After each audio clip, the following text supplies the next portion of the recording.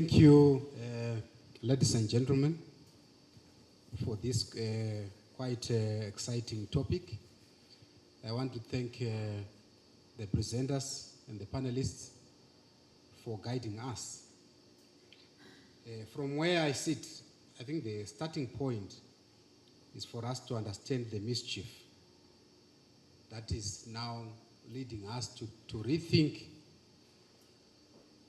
this process and say, why can't we privatize Zesa? I mean, the mischief is that, to be very frank, government has not been able to make the necessary investments in the energy generating sector to keep up with the demand for electricity or the demand for power in the country. That's the mischief we want to address. And we are saying that we can't ignore the fact that government has failed to keep up with investments, to inject new capital, to keep up with the demand for electricity in the country. That's why we are now saying, why don't we invite private players, private investors who can inject more capital in the generation and distribution of electricity. I think that's where COMALISO is coming from, that we need a new player.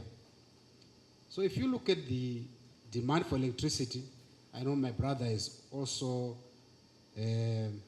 quoted some figures. I've got some figures also here. Our national demand for electricity, 1,800 megawatts, whilst we are only generating 935 megawatts. So that's clearly a deficit which government has failed serially to meet. Now, there's a debate on what we mean by privatization. In the context of this discussion, privatization may mean two things. The first is to privatize Zesa as it currently stands, as a whole. Sell it to a private player, to a private investor. That's one version. The other version is private-public partnerships, where we are inviting private players to chip in the supply generation of electricity. So it's a two-edged weapon. Also privatization of the existing entity and inviting players through a public-private partnership arrangement.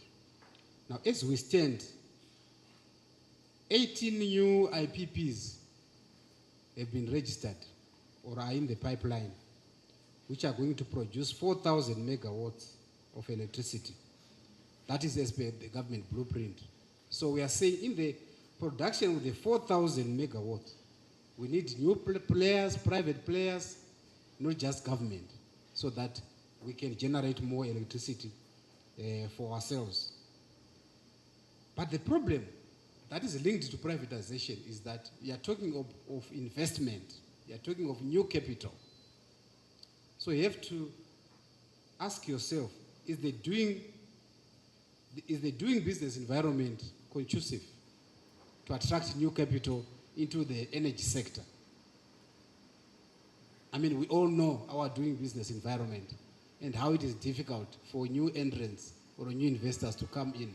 Issues of currency risks, exchange risks, and so on. That can also affect the entry of new players or privatization.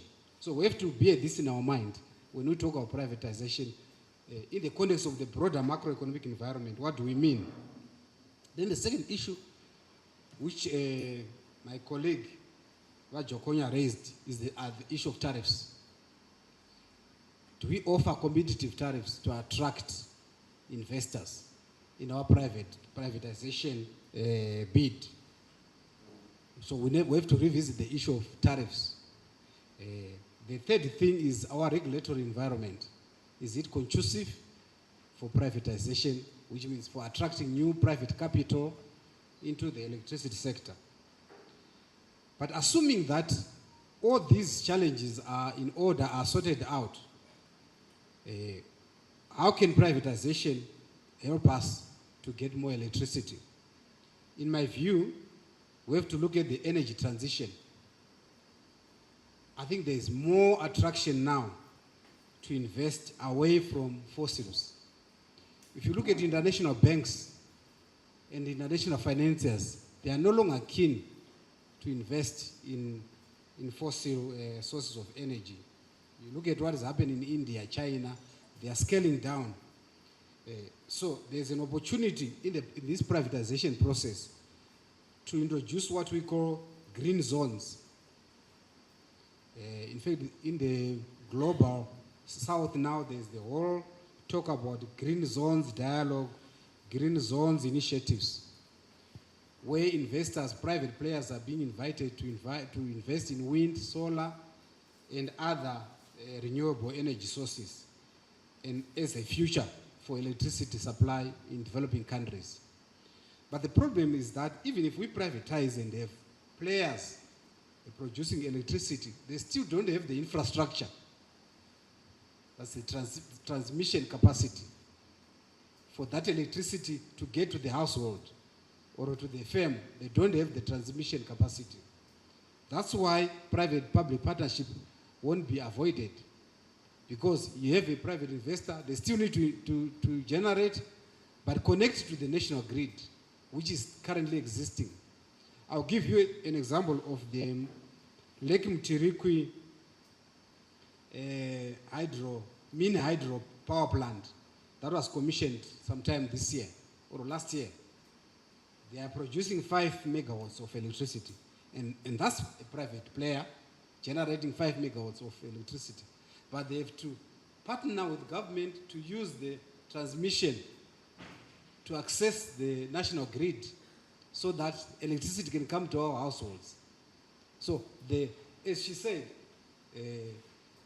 we need that public-private partnership in the context of privatization so that we can use the existing transmission mechanisms, because the private player won't have that capital to start new transmission power lines and infrastructure and so on and so forth.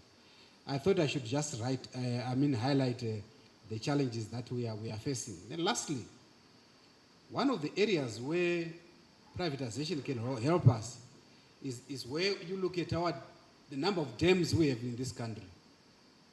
They're just a wasted resource. We have wasted a lot of money doing my dams.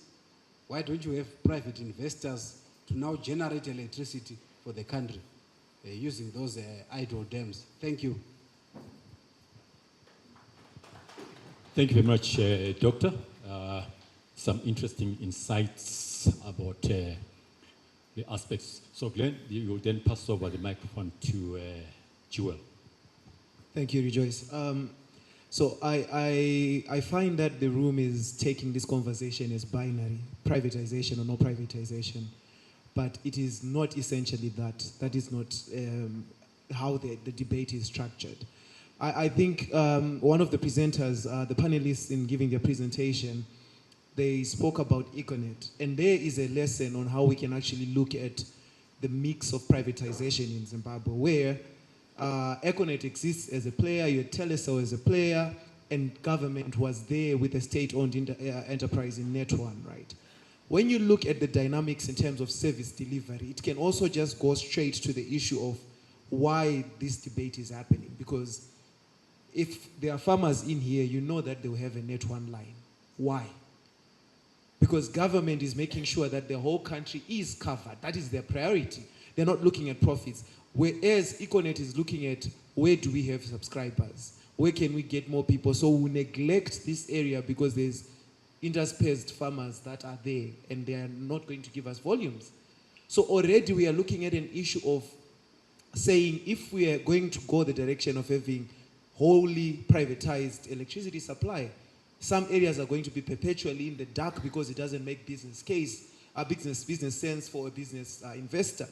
So I think we need to always temper our beliefs with practicalities and realities of the country. So for example, for the country to achieve universal electrification, is it going to be a possible agenda under a privatization model?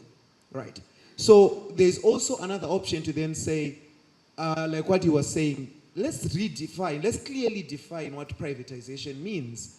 Because also, if you think that privatization is the key or the cure to the problem that we have now, let government deal with the existing inefficiencies and lack of capacity in Zesa, and also open up the floor, open up the market to new players to come in and generate electricity, partner with the country in terms of transmission, or provide competition. Then also, I see that there is a tendency that people want to lean towards new public management policies and frameworks, and then they tout them as the panacea to all the problems we have. But let's look at other countries that have gone that direction. UK under Labour went the new public management route, and they popularized it. That led to the privatization of most state entities, including one which I did a paper on, which is the British rail system. In 2019, 2020, when I did my master's, I did a paper. At that point, the British government was renationalizing Northern Rail. Why? If privatization is is the answer to everything, like you're saying, why did the government resort to renationalize private rail, Northern Rail in the UK? And I'll give you the answers: because it was failing. Number one. Number two, it was failing to meet the train rides it should do. It was having a lot of delays, and it was becoming expensive. So incompetency plus price hikes. And government resorted to say, okay, to solve this problem and deliver this public good, which one of the presenters says there's nothing like a public good, we have to renationalize. And this country is one of the architects and the people who have been spearheading new public management principles, and they've done that en masse. So I think we really need to think about that and say, as we tout our beliefs and our ideologies and our worldview, what are the practicalities?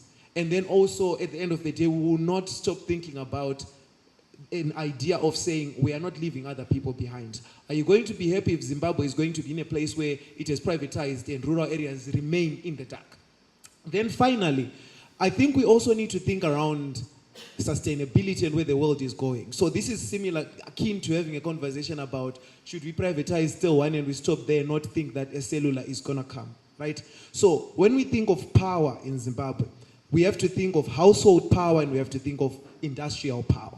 Now, I, as an individual, this conversation becomes mute to me because even though I have power right next to me, but I have solar at my house, I'm completely off the grid, right?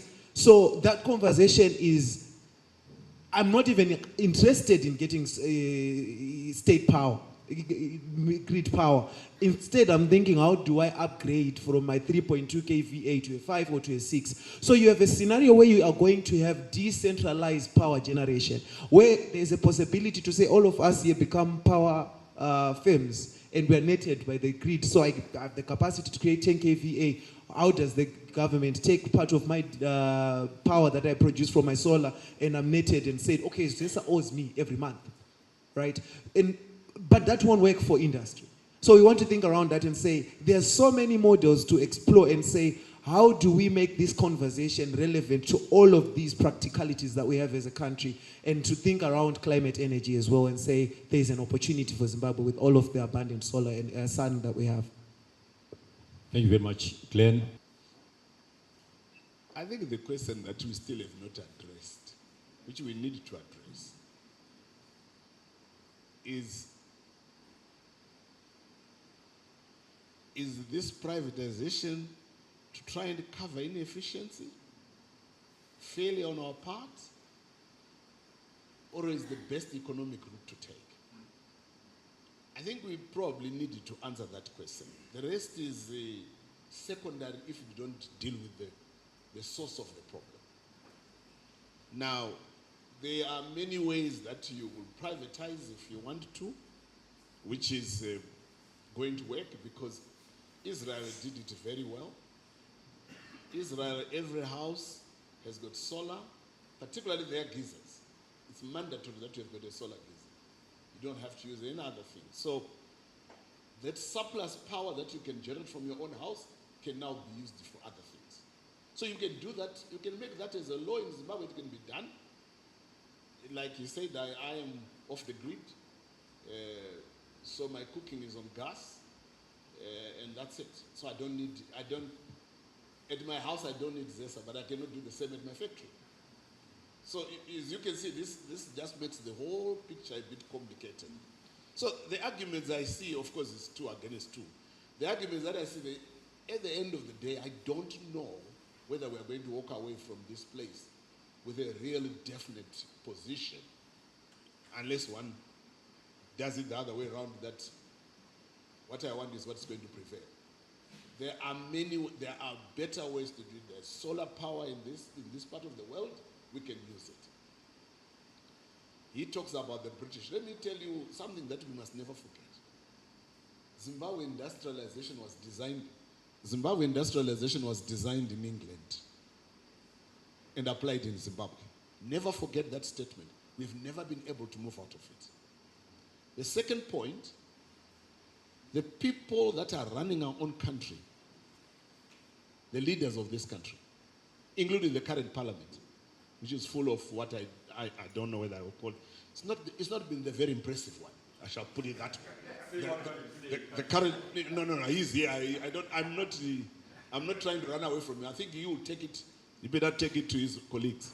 The parliament that we have today is probably not been the best, if not the worst, ever since we got independence.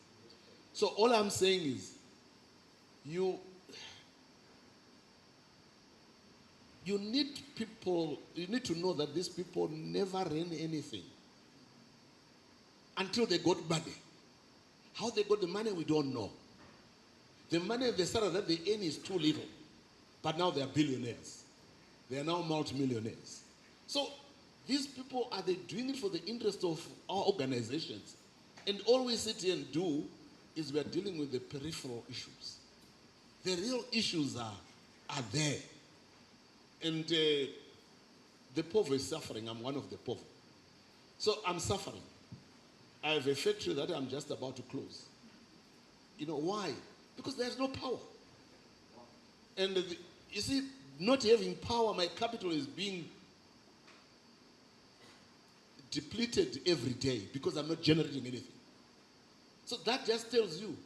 You talk of Delta, oh, okay. So they are the big powers, but they are no longer big powers anymore. So the big powers are somewhere else where they don't produce anything. And they'll donate cars. Thank you. My name is Dr. Lakimoyo. I'm the chairman of Harare Chamber of Small to Medium Enterprises, and I'm the National Organizing Secretary for Zimbabwe Chamber of Small and Medium, responsible for regional and integration portfolio, international, regional and international integration portfolio. I chair that in the top action of the Zimbabwe Chamber of Small to Medium Enterprises. I'm here to support the privatization of the electricity in Zimbabwe, or a private-public partnership. Our job is to look for the investors to come to Zimbabwe, and our job is to take the problems of SMEs to the government, or what the government has for the SMEs to the SMEs. We know very well you undermine the people who give you bread and make the economy of Zimbabwe stand throughout the hard times and the good times. I have been this, I want you to witness, and it happened to me. If there is any government official here, it's better to talk not of what I'm saying and be able to support the privatization of Zesa and the public-private. I had the privilege in 2023 to travel to India, leading a delegation of 36. I think 6 of them or 5, they were government officials. As we always travel, we go with our government. If we search something on our own, we had to apply to our ministry, parent ministry, to say, can you give us a government official? So that whatever we'll be doing will be transparent and to show that we want to work and develop our country.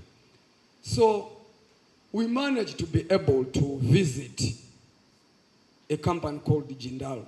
I think all you are reading right now in the papers. But you are privileged today to be sitting with one of the person who shake hands, hug the multi-billionaire of India or competing to the world. But because I said at first, we are not the media people. More we are undermined, but we do a lot of work for this country, quietly. I don't want you to lost. I'm talking of supporting privatization of electricity in Zimbabwe, power in Zimbabwe, or a private-public partnership. It started like this. We had to have a consultant for SMEs in India. We asked them to engage a power company in India so that when we get there, we talk. They organized, and we had to go into a private jet together with him from New Delhi to Angwa, where he had his private company established in that estate, which is estimately as big as from Norton to Bindura, if I'm not mistaken, if not to Chegutu. And that's where he do his power still there, and has got a 30 megawatt generation using coal there. I'm trying to support privatization of electricity in Zimbabwe. So I'm trying to answer Dr. Jokonya, who has been here living that. Maybe we have to come out with an answer somewhere here, which is maybe anybody to take from here the minutes to the top. That answer can assist. From there, we went and witnessed a conglomerate where somebody can manufacture multi-millions, if not billions, of steel, and generating 30 megawatt on his own private, and also selling to the government of India. So we sit down in that estate, right in the forest of Angwa in India. One of them who requested that my permanent secretary, Mike, from Minister of and the Chief Director Gondo, I have to mention because that's why we work together, there is nothing to hide. But I said to move this motion to say, we are here, we've seen what we are doing. Can you take this to Zimbabwe and be able also to talk to our government? What we did from there, we come back. We agreed he was going to come here after. And when he comes here, he said, I want to see a person with a decision. He was clear. Who do you want to see, sir? I want to see the president of the country because I'm going to put my private money from my private company. My money from my company, so I need a decision maker. I don't have to take any move to West. Let me take you back. I want to promote privatization. And we want to have an answer when we come here somewhere for those who take the minutes above to where we cannot reach. From there, we go to what to come 3 times advanced team, 4 times advanced team. We received them, and the chamber, get me there, the chamber was writing invitation letter for the Jindal delegation to come to Zimbabwe. And we take them to Zesa. We take them to Zesa, to what is that southern pool of whatever electricity. We have to take them. Yes, we have to take them there. Me and my delegation together with my ministry officials. We don't leave them out because we do this in order to develop Zimbabwe. So we have to take them to Ministry of Energy, wherever it was supposed. We have to take them to the geological to see the maps where electricity, whatever. To other private companies here, which is into energy, whatever. We take them. So they come 4 times as advanced. The 5th time, Jintao comes. Look, the funny story. Chikamba chakachera mvura. Asichachi singatenderi kunwa. We found early in the morning that Jindal is here with our person from India, and that they were going to meet the president for this project to kick off. We were reading now muma paper no kuona ma TV. Makaona mangwana mande vakadai, there was no poster kwa John Maranga kaita same. And even my consultant from India was charged off to be able to go. He remains at the hotel. How coward it is. Toda kudza ekuti tingagwa nokutaura tigotaura pane pazvinofira pamusoro because pane vanenge vakuda mari. Why this? I pumped my own money, SMEs pumped their own money, which you say again we are not formalizing, we are not because hana yedu nehati yedu ndiyo kudevelopa nyika yokuona zvinhu zvichiitika. Takavaverengawo pamapepa. As a result, answer yangu yokupedzisira hazvinei kuti takavaverenga emu yedu yanga iri kuti jindala auya. The next thing, if I open for you, Mangunja and the Monumtapa Fund, they are assisting to put 350 for that project to stick that. Jindala has been here, he has to visit the Wange, and because it's private, I'm talking now, it's happening. It's not for us to benefit as Zimbabweans, but to facilitate something which can assist our SMEs not to have shedding when they are manufacturing. So I'm telling you what move we have done and is happening in the country. I'm supporting the privatization because somebody come with his money, he's promised the profit he's going to get, and he's willingly put the money, and we get electricity in the country. It's now starting at Wange happening. Thank you so much. Let's carry on to lobby for public-private or privatization of electricity. In a few years, we find us not being in the dark. Thank you. I think it's important to acknowledge that as we speak, the entire, well, the main Zesa is now, as per the Act, it's now amalgamated. I think that needs to be known. So when I say amalgamated, it means that the entire value chain is now vertically integrated. Now, there are a few things that I think we need to appreciate. Let's start off with the fuel sector. The fuel sector a few years ago, we were experiencing serious shortages of fuel. But we managed to restore that. So as we speak today, we don't have fuel queues in the country. But that's a combination of private sector participation as well as government sector participation. So you'll find that the government, for instance, owns Petrotrade, it owns Genesis, it owns CMED, which are government entities that provide fuel largely to government-related entities. But also, in addition, they also provide fuel to the private sector. And at one stage, they were also providing fuel in local currency. But obviously, the private sector, which is largely now supplying the bulk part of the fuel, you have to pay the fuel in the right currency. And as a result, we are not having any queues. So there is a role for the private sector to play. Now, within the electricity sector, I think earlier on it was clearly demarcated that we've got generation, transmission, distribution, and retail.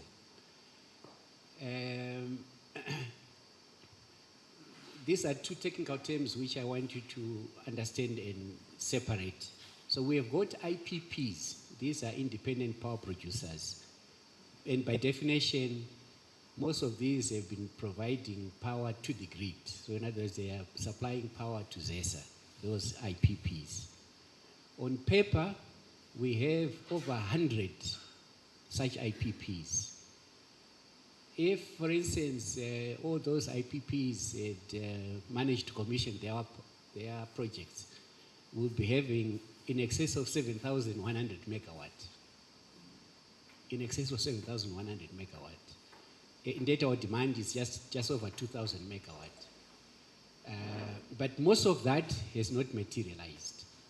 I think the contribution of IPPs for now is less than 4%. Then we have CPPs.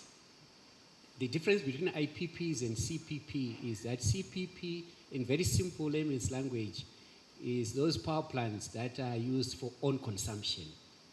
But we call them captive power plants. So it's essentially for own consumption. So you have a situation where a lot of the mines, a lot of the companies like Schweppes, Econet, a lot of such companies, they have been installing these CPPs. And we have had a lot of traction. So the success rate has largely been in CPPs and not so much with IPPs. So we obviously need to advocate CPPs. So to put it differently, what we are therefore saying is, if you are thinking of starting up a big factory, you are thinking of a big mine, things like that, you should also consider the cost of putting in electricity as part of the infrastructure, and not so much rely on the traditional source of power, which has been Zesa. Now, people have been asking and possibly criticizing the government, but I think you need to understand, why has government failed to provide electricity? Why has the municipalities failed to provide water, to provide roads, and et cetera, and et cetera? So if you don't address the reasons why these institutions have failed, the chances are, even if you bring in a private sector, they are also likely to fail, for the same reasons. So I think it's fundamentally important to fully understand why we have not been successful in attracting the private sector. Now, I think few comments were made, for instance, regarding tariff levels, to see whether the tariffs are attractive enough. I can tell you for a fact that within the fuel sector, the tariffs are competitive. They are attractive. Otherwise, we would not be having the private sector providing fuel. That's a fact. Within the electricity sector, it's true to say that up until a few years ago, the tariff for Zesa was below cost reflective.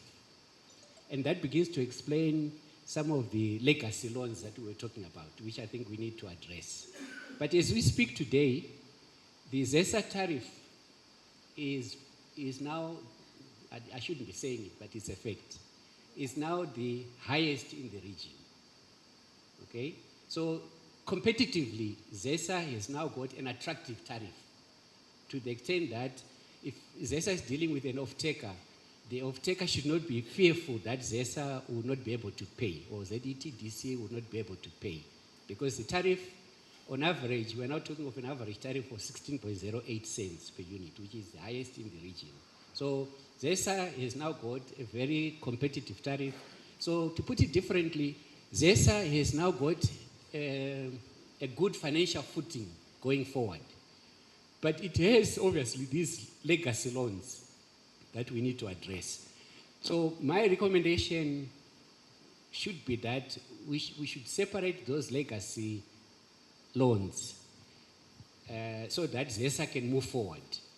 And I think we can address the issue of legacy loans through various means. Either the government can take them on board, or we can have a separate levy to cater for those specific levies. So in other words, whatever levy Zesa will be generating, it will be ring-fenced to address those legacy loans.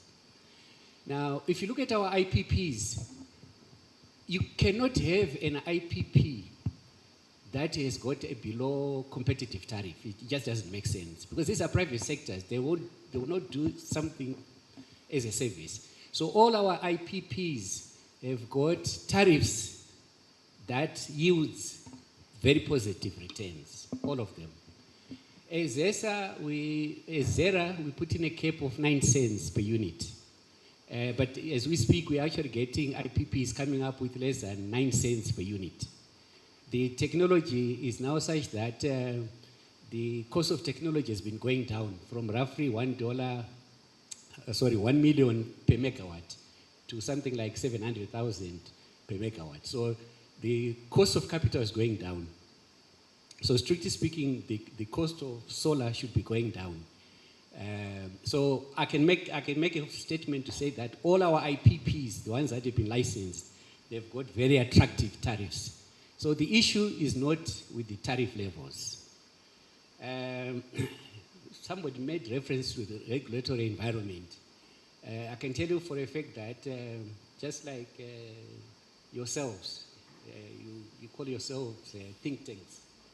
I can tell you for a fact that there is a lot of thinking that takes place within Zera. Zera is a knowledge-based institution, and we try to find ways around to address some of the issues through innovative thinking. So we have what you might call light regulatory environment. within the country, be it in the fuel sector. So we are not stipulating that the price of fuel should be so much. No.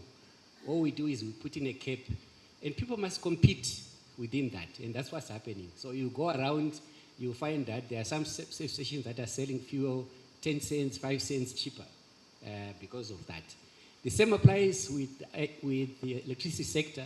It's also possible that we'll be seeing some IPPs selling power at different prices competitively, and that's the whole notion of competition. There is talk of energy transition, which we fully subscribe to. I think it's fundamentally important, but I think we also need to acknowledge that we also have certain industries that run 24 hours a day. So if you're talking of solar, it has to be backed up with battery storage, especially at night. Or to put it differently, we need power plants, which we call baseload power plants. And these are power plants that ought to be running at night. So the CPPs that I made reference to, for own consumption, the ones I think there was mention of about 14 or so earlier on, most of those are thermal power plants. Okay? Whether we like it or not, we need some element of thermal, to balance our supply situation. But at the same time, we are also trying to promote renewable energy, be it wind, solar, and other areas. I think there was mention of transmission constraints. It's true to say that we might have transmission bottlenecks because there has not been enough investment in the system for some time. But having said that, if today you put in your power plant, say in Mount Darwin, and you want to sell your power to Blawayo, it's a notion that we call wheeling. As part of our regulation, we are ensuring that wheeling should not be a bottleneck. So you can put in your power plant in Chiredzi, wherever, and the demand could be elsewhere. And wheeling will not be a constraint, for as long as the transmission system itself is good enough. For now, the kind of demand that we're talking about is such that it has not really been a constraint as such. But obviously, with the big loads coming from the mines, we expect some constraints, and there is obviously need for reinforcing the system at the transmission level. I'm glad to say that you brought in Jintao. Jintao would be responsible for the refurbishment of Wange units 1 through to 6. We applaud if it was your initiative. Thank you very much. So in a nutshell, there are two things that I would like this conference to live with. The first one is that I'm a little bit uncomfortable to use the term privatization, but let's talk of private participation. Okay, so in other words, the private sector is complementing, just like it is successfully done in the fuel sector. It can successfully do the same in the electricity sector through these various IPPs. So I hope I'm not changing your trust. So private sector participation, I think, is the route. I would want to appreciate the keynote speaker and the panelists and those who have spoken before me. At one point, I was torn in between whether to call for the maintenance of the status quo or to go to the side of privatization. But I'm now convinced after Mr. Matskanda spoke. Allow me to share just a few things that I've noted. It's not yet clear whether we are not addressing a symptom or addressing the real issue. What is the real issue? What got us to where we are? It may be important to also back it with statistics to say the first 10 years after independence, the next 10 years, what was happening? And probably not only sticking to the energy sector, probably in other sectors. Today we're talking of energy. Tomorrow maybe we're going to talk about another sector which is being affected, probably maybe by the same causes. Then the other issue, I was so happy by one of the panelists who was talking about the Office of the Auditor General and the Parliament as being the ones that are responsible for making sure that there is accountability. And now, when we talk of the Auditor General, I would want to remind one another that the publications of the Auditor General are available to anyone online. If we talk of corruption, if we talk of vices that are affecting the country, if we wanted even to address what we are having here, if we were to take the reports for the past 20 years, we can get to the root cause. They are there. Then when we talk of parliament, the parliament, there have been debates, but after debates, then what? And also, the other question which we need to ask, who is the main person who suffers from these power outages right now? Someone would think it's the investors, but at the end, it is the citizen, the consumer, who suffers, because the costs are going to be passed on, and the inconveniences are also going to be passed on. Then one asks, if the parliament to which the Auditor General reports may not be effective, then one has to also go deeper to say, okay, who is the master for the parliament? It is the electorate. The same electorate who is suffering when there are power outages. Then you say, okay, are the parliamentarians accountable to the citizens who voted them into parliament? Probably that means a gray area. Then one asks, does the general populace understand, or are there provisions within the legal systems that can help them hold accountable? Maybe their MP. There are some MPs who might have gone for 5 years without speaking in parliament. Then one would want to have instruments where the constituents can actually recall him to say, because you are not representing us. Then we also have another challenge. The system, the parliamentary system, from the way I understand it, is more focused on part-based philosophy, which may not be rational. Even individuals may not be able to debate, representing their constituencies, bringing in solutions that can work. Because once you cross the boundary, you are said to be of that other side. I remember at one time there was an MP from Mavuku, was it Mabaur or some, who spoke something about women. That was the last time he was in parliament. So I'm saying there is now need for reform, because the people who vote people into parliaments, they are not also ignorant of what they are putting to parliament.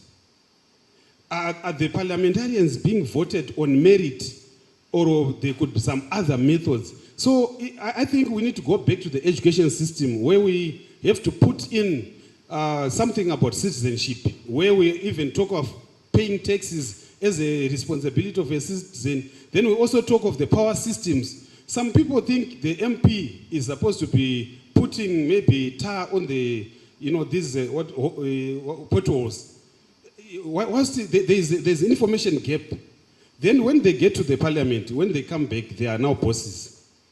And if the same people who went to parliament, I wouldn't want to talk about women, how they get into the power system, the challenges they have to overcome.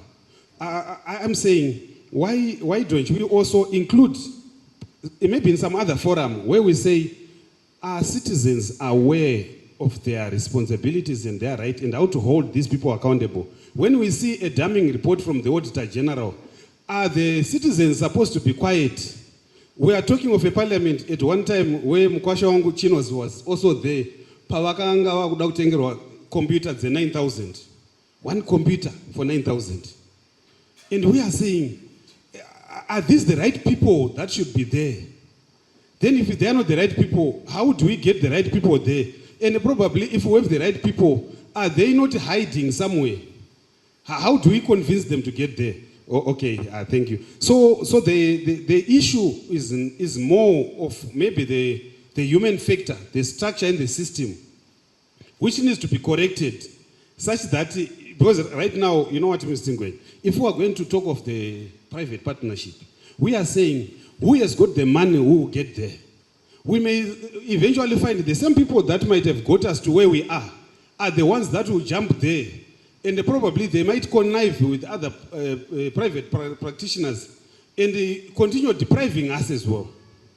So I'm not trying to shoot down the idea of privatization, but I'm saying as we take that route, can we not also find a way of dealing with this corruption such that things will be done in a way that will help the ordinary citizen? Thank you. I'm an engineer by profession. I'm here representing CIDCO.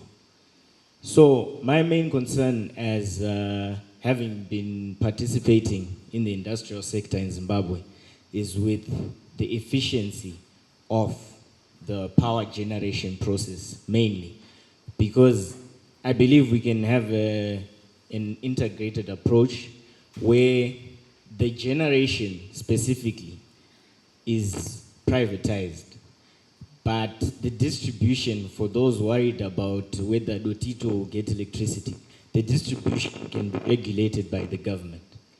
The inefficiencies at power stations is glaring. Of course, there's been efforts to start up power stations, to refurbish power stations, but the question remains whether the government is capable of actually running them sustainably for years to come.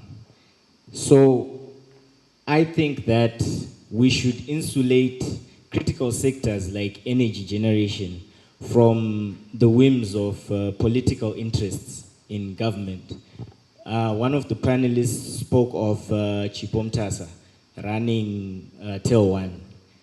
And then, because of the whims of political interests, people like her can then go and then they're replaced by someone else who's not put there based on merit.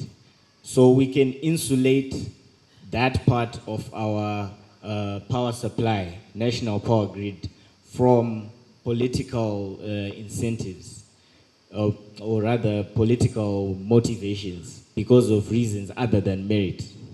I just wanted to remind everybody that many years ago, some of you were still young, perhaps some of you were out of the country, when the IBDC was formed.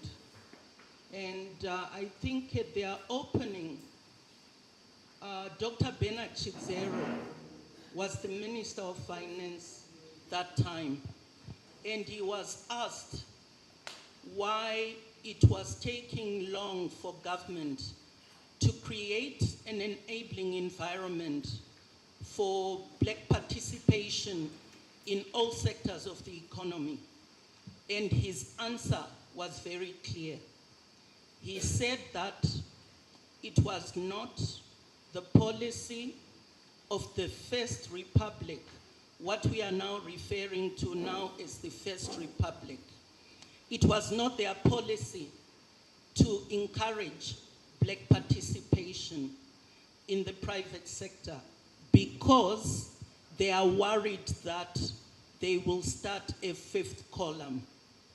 We are now in the Second Republic. I do not believe that policy has changed. So we can sit here and talk about the fact that, oh, you know, if you set up an IPP, you'll be paid in ZIG. You know, government, the central bank needs to authorize that you be paid in US dollars. COMALISO is activists and lobbyists can succeed in having that aspect deregulated. But we all know that in all sectors in Zimbabwe that have been deregulated, immediately thereafter, there is predatory behavior, mainly from the politicians. I have noted that there is a concern regards what the politicians' role in the inability to produce enough electricity is. We agree, I think we agree that we are from a very low end politically when it comes to that. Politicians haven't painted themselves in glory when it comes to corruption in the parastatals. But I can say that it has been the realizations of those in government that we are really at the lowest, and we cannot carry on like that. There are measures which are beginning to happen to try and pull us out of there. Parliament does its role of oversight. We go through the Auditor General's report, and Portfolio Committee and the members of Parliament do pose questions on those issues. Unfortunately, because of our history, you all understand, polarization in our political atmosphere has been very bad. But we must move ourselves out of that. Forums like these help a great deal, that we begin to concentrate in moving ourselves out of that. When it comes to electricity generation and private sector participation, currently as a country, we struggle to raise huge fund outside. It is going to be difficult to probably do massive project on generation. But on private public partnership, that's going to be the route to go. And as the last gentleman, the other side mentioned, let's take it upon ourselves to make the citizenry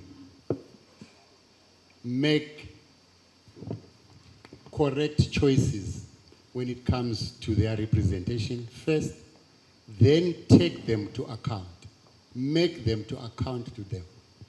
Let's make it our responsibility as Zimbabweans, wherever we are, that we take parliamentarians and those who are supposed to be doing oversight to do their role.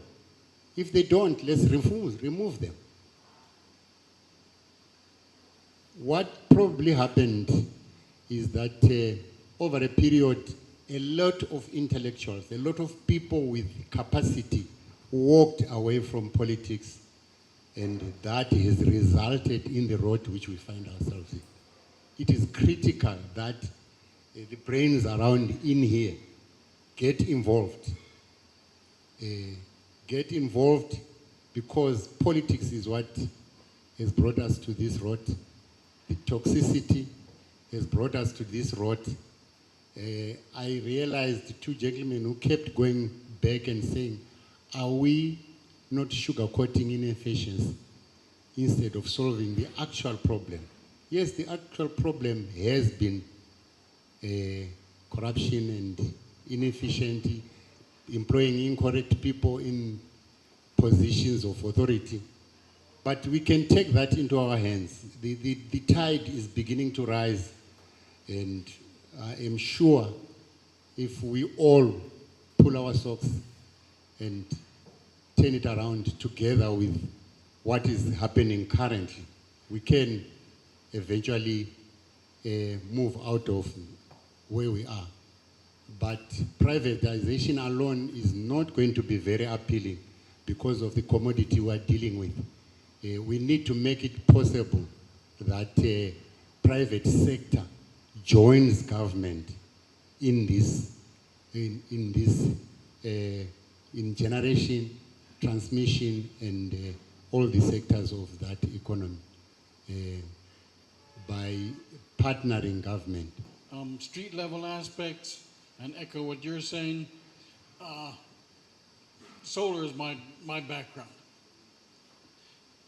I know that clusters are a serious thing in North Africa, especially the French colonies, the ex-French colonies, and out of Italy.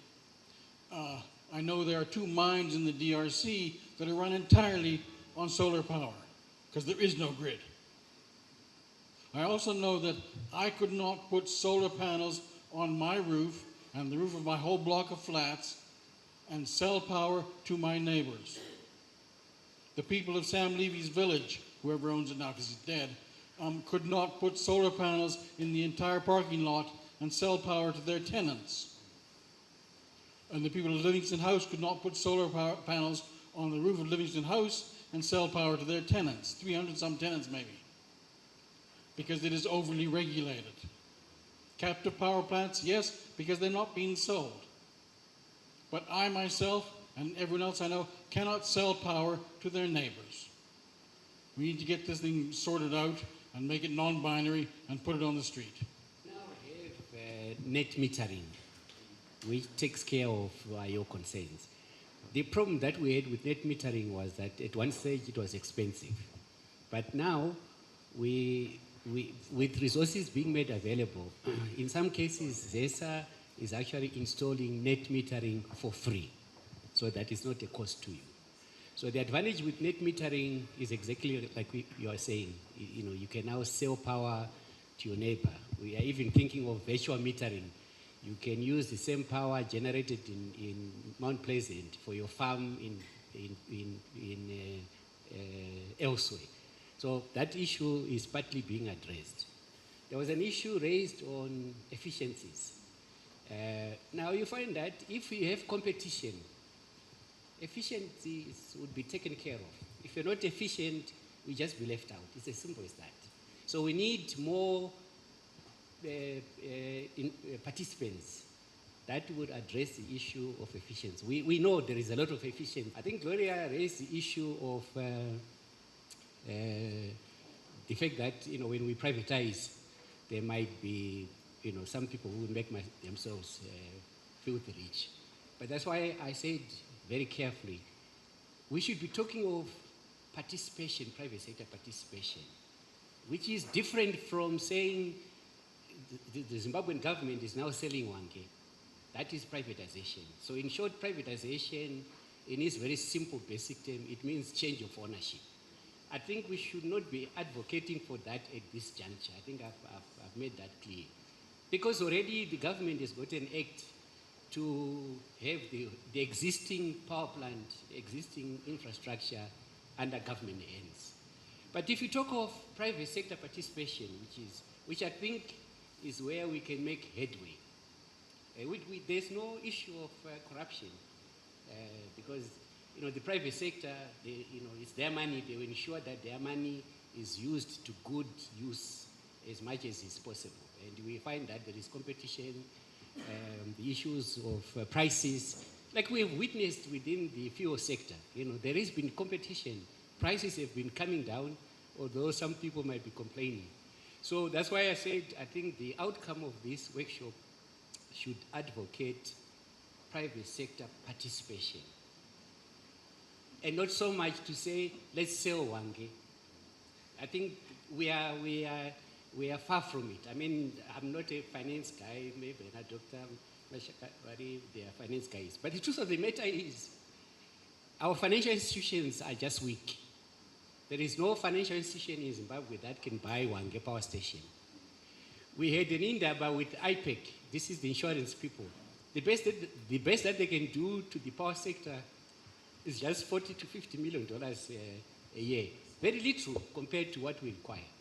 So I think these are realities of our economy. We have got very weak financial institutions to be talking seriously of, say, we want to privatize Wange. I think we are distant from that. Let's focus on things where we can make traction. And traction will make traction if we find ways and means to attract the private sector. I think the gentleman, before he left, he asked this very good question.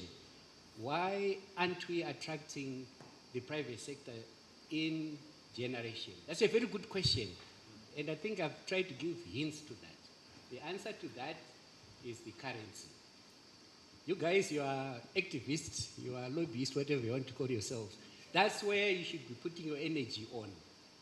Otherwise, you get diverted to the wrong areas. I mean, less politicians worry about politics.